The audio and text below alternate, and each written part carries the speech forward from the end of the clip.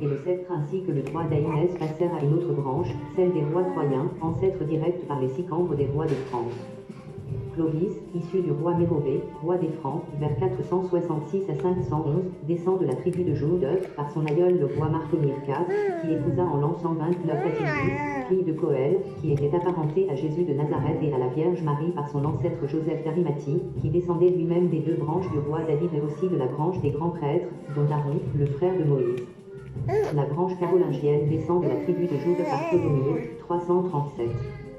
Deux rois carolingiens célèbres furent Charles Martel, 689 à 741, et le roi Charlemagne, 742 à 814.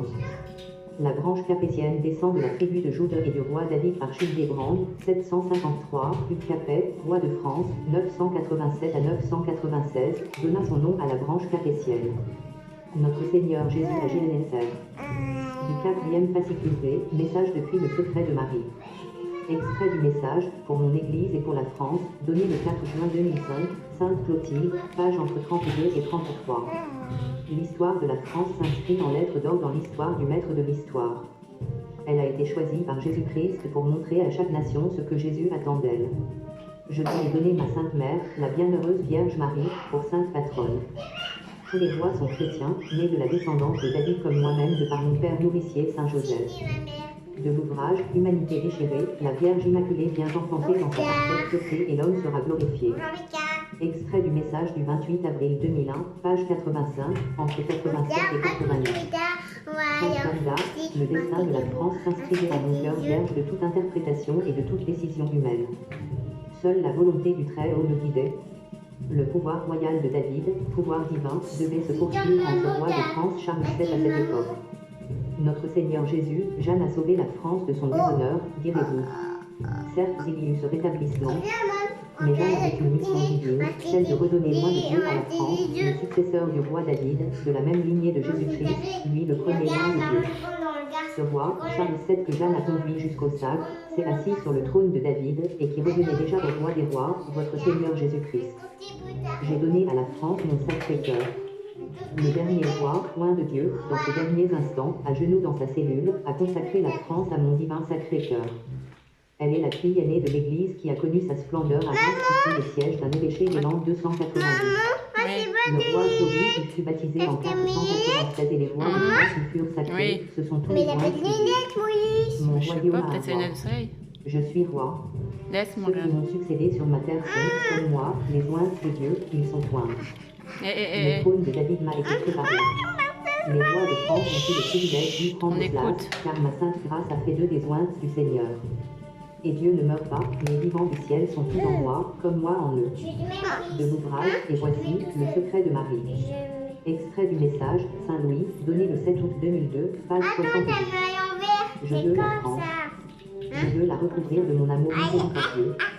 Je veux lui donner un sang royal et saint. Le trône de France ne peut appartenir qu'aux descendants de David. L'un d'eux l'occupera bientôt.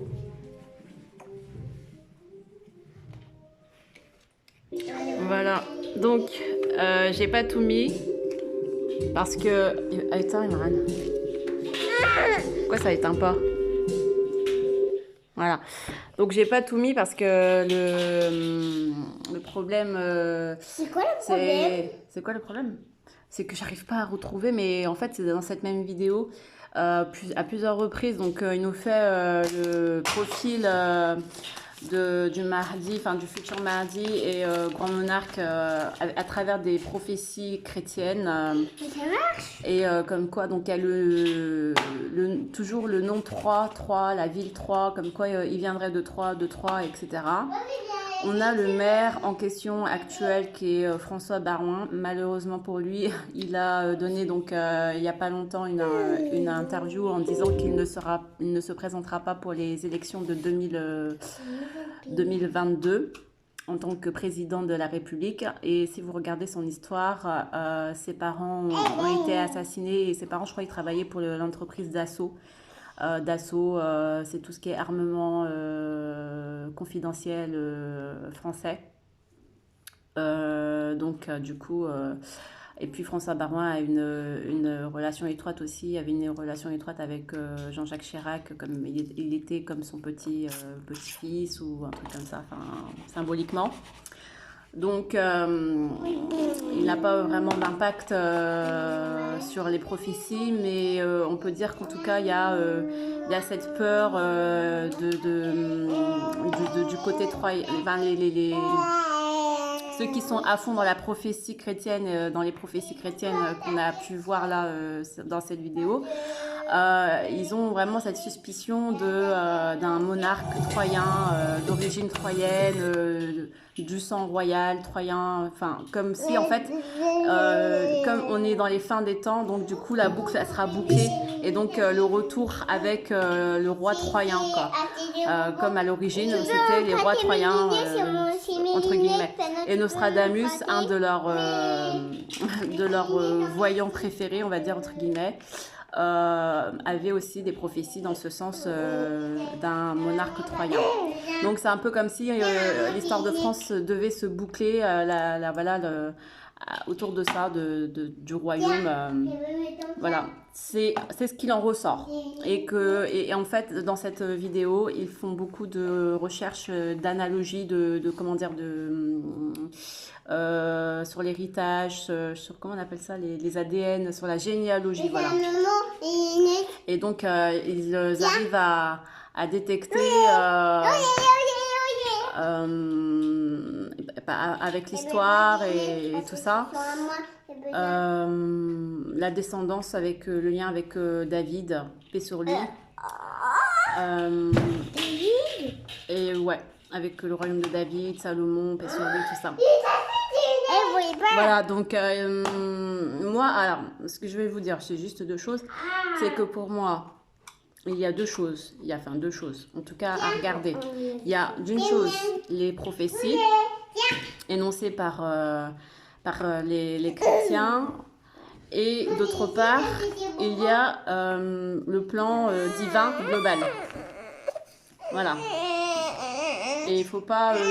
Et il y a donc ceux qui comprennent d'une certaine manière les prophéties, comme par exemple ceux qui veulent empêcher les vrais héritiers à accéder au trône. Donc eux, ils ont leur propre grille de lecture, la grille de lecture, on va dire franc-maçonne, la grille de lecture des Illuminati, la grille de lecture des sorciers, tout ça.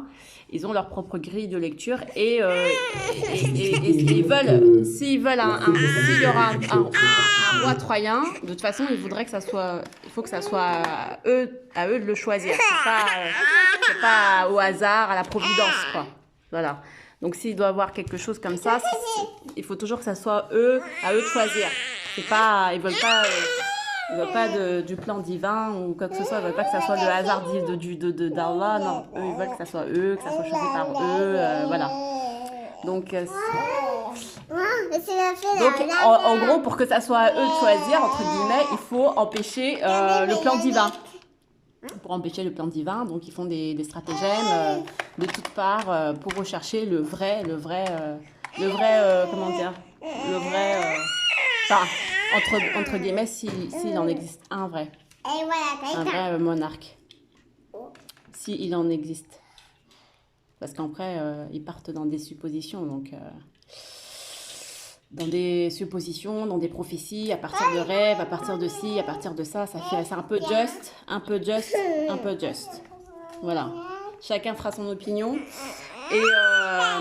Et quant aux croyants islam raisonnable et raisonné, il faudra donc poursuivre dans la lecture du Coran. Voilà, et s'il y arrivera quelqu'un, peu importe. Ça, c'est Allah qui sait mieux le faire. C'est pas à nous d'en décider, ça viendra quand ça viendra. Inch'Allah, si ça viendra. Inch'Allah, en tout cas, la subtilité que nous pouvons en déduire à travers tout cela, c'est que le plan divin, personne ne le connaît exactement. Enfin, il nous fait, Allah en fait part à certaines de ses créatures, mais il n'en fait pas part à tout le monde et il ne fait pas part de tout le plan non plus. Donc, personne n'est au courant. Donc, ça. Et ça, quand ça est établi, on peut juste avoir quelques puzzles et c'est ça la subtilité de la quête initiatique. Et je vous invite tous donc à vous imprégner, à vous immerger dans cette quête initiatique pour vous connaître vous-même et pour mieux connaître Allah. Salam alaikum, bon dimanche, merci.